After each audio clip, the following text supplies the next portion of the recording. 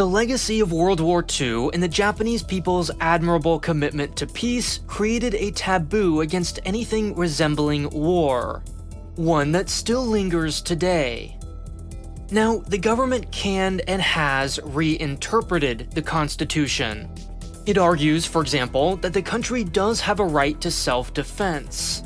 It now maintains fighter jets, helicopters, tanks, and missiles. Its soldiers have even been sent abroad as part of official UN peacekeeping missions. And it recently announced plans to increase defense spending.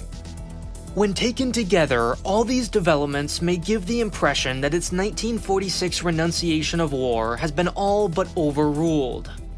You can call your military a self-defense force all you want, you might say, but no country with F-35s is truly a pacifist.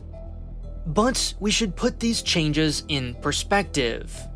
This is the recent increase in its defense spending. This is South Korea's, this is India's, and this is America's. Japan has no conscription.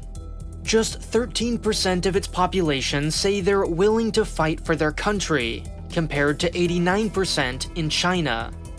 Even the country's most popular modern leader, Shinzo Abe, failed to amend the constitution.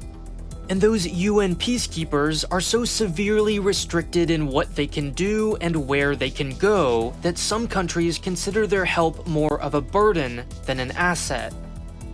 Even where Japan would be allowed to defend itself, every decision would be mired in bureaucracy, which at a minimum would slow it down and introduce uncertainty. Obstacles its adversaries would no doubt exploit. Consider its most acute security threat, for example, a Chinese attack on Taiwan.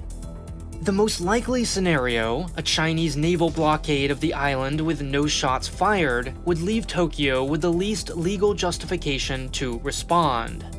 Remember, Japan has forever renounced the threat or use of force as a means of settling international disputes. Sure, in 2015, the government passed a law enabling it to respond to an armed attack against a foreign country that's in a close relationship with Japan, if that attack threatens Japan's survival, and only then with the minimum use of force. But even setting all those restrictions aside, this opens up a new bureaucratic wrinkle. The answer is, we don't know.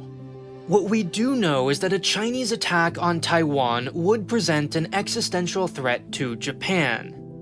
With control of the shipping lanes from which it sources nearly all its food and energy, Beijing would then be well positioned to strangle Tokyo just as it strangled Taipei. Which means until or unless Japan is unequivocally permitted to defend itself, it has only one other option: the United States.